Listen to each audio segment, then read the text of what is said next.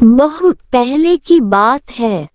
एक गांव में एक बूढ़ा और बुढ़िया रहते थे। उन्हें एक बेटा था। उन्होंने उसका नाम चतुर रखा था। वे बहुत गरीब थे। चतुर बहुत कम ही उम्र का था, तभी उसके माता पिता मर गए। छोटी उम्र में ही चतुर को नौकरी करनी पड़ी। गांव के कुछ दयालु लोगों ने चतुर की मदद करनी चाहिए, परंतु स्वाभिमानी चतुर को वह मंजूर नहीं हुआ। उसने किसी की दया नहीं चाहिए।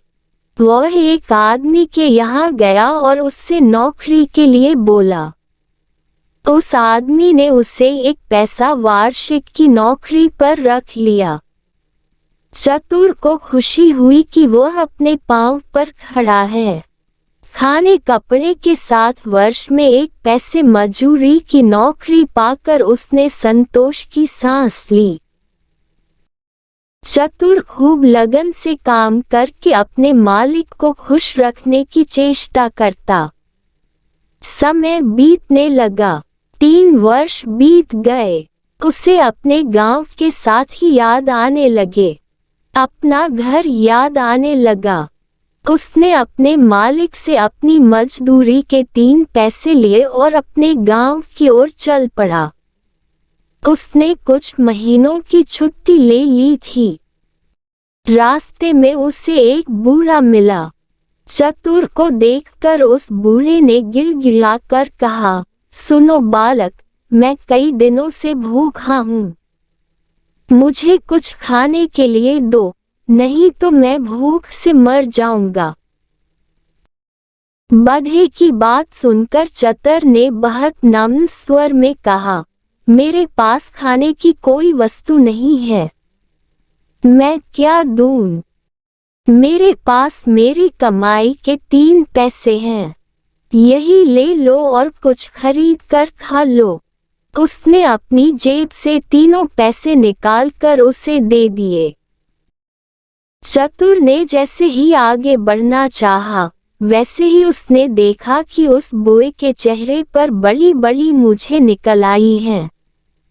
ये देखकर चतुर के होश उड़ गए।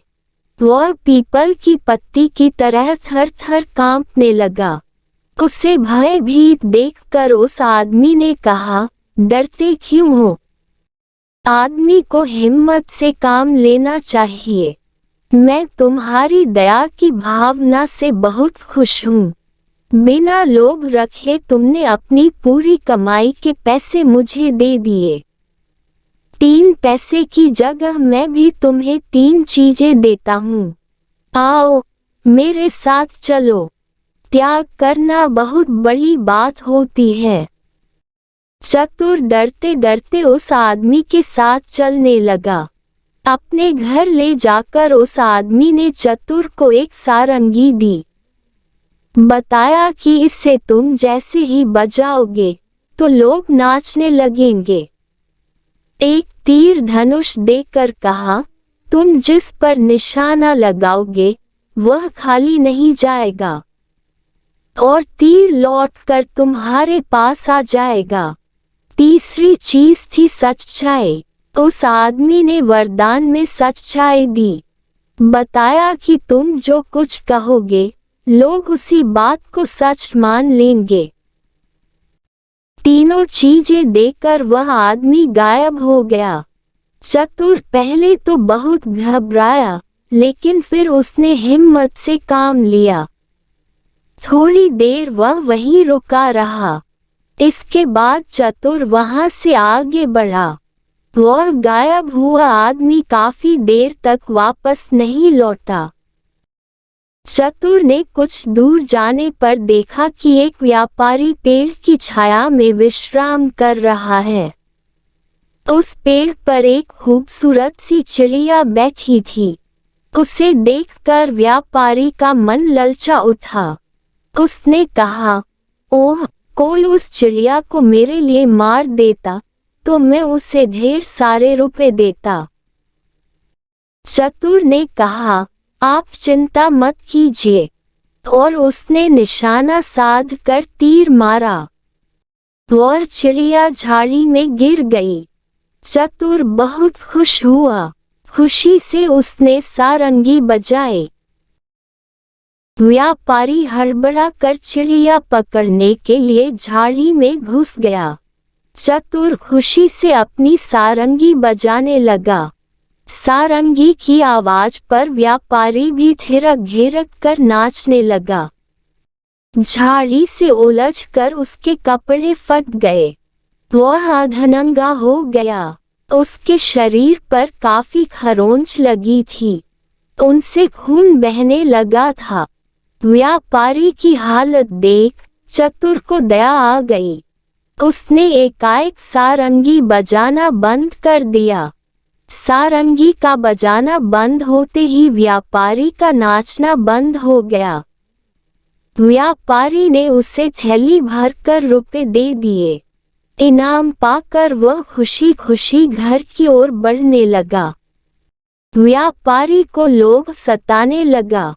हाथ से रुपए निकल जाने के कारण वह हाय हाय कर उठा। कुछ सोचकर वह चतुर के पीछे पीछे दौड़ने लगा। निकट पहुंचते ही उसने शोर मचाया। ये छोकरा सोए में मुझ पर प्रहार करके मेरी पैसों की थैली छीनकर भाग रहा है। गांव वालों इसे पकड़ो। गांव वालों ने चतुर को पकड़कर मारा पीटा और थाने ले गए। थानेदार ने चतुर से पूछताछ की। चतुर ने बताया कि व्यापारी झूठ बोल रहा है। चिड़िया मारने के एवज में इसने मुझे इनाम में रुपए दिए हैं। थानेदार ने कहा, एक चिड़िया मारने के बदले में थैली भर रुपया कौन इनाम देगा?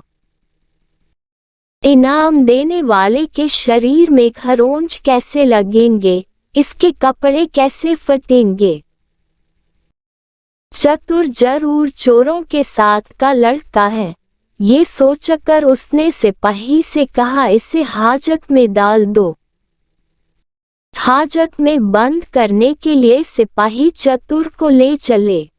चतुर ने मन ही मन कहा, उस बूढ़े ने तीसरी बात गलत बताई। फिर सोचा, जरा सारंगी बजाकर फिर आजमाऊं। मुसीबत के समय हिम्मत होने से काम नहीं चलेगा। वह सारंगी बजाने लगा। वहां उपस्थित सभी लोग नाचने लगे। सभी लोग नाचते नाचते पस्त होने लगे। थानेवार ने कहा, अरे तुम सारंगी बजाना तो बंद करो। मैं अनुनय विनय करता हूँ। तुम्हारी बात पर विश्वास करता हूँ। चतुर ने सारंगी बजाना बंद कर दिया। जैसे ही सारंगी बजाना बंद हुआ, वैसे ही सबका नाचना भी बंद हो गया। चतुर ने थानेदार को बताया कि मैंने इसी तरह से सारंगी बजाई थी और इस तीर से चिड़िया को मारा था। चिड़िया झाड़ी में गिरी और व्यापारी चिड़िया लेने गया। खुशी से मैंने अभी की तरह सारंगी बजाए और यह व्यापारी बेसुध होकर नाचने लगा था। झाड़ी में इसके कपड़े फटे और शरीर पर खरोंचें लगी। मैंने सारंगी बजाना बंद किया तो इसने ये थैली दी। अगर विश्वास न हो तो मुझे उस झाड़ी के पास ले चलिए। आप लोग मैदान में नाचे थे, इसलिए कपड़े नहीं फटे। चतुर की बातों से थानेदार प्रभावित हुआ। उसने व्यापारी को झाड़ी के पास चलने को कहा। थानेदार की बात सुनकर व्यापारी के होश उड़ गए। वह ठिठक गया और सारी बातें सच सच बता दी। चतुर की सच्चाई से खुश होकर थानेदार ने चतुर को एक थैली रुपए अपनी ओर से इनाम में दिए। व्यापारी को झूठी नालिश करने के जुर्म में जेल में बंद कर दिया। इसके बाद चतुर खुशी खुशी अपने घर की ओर चल पड़ा।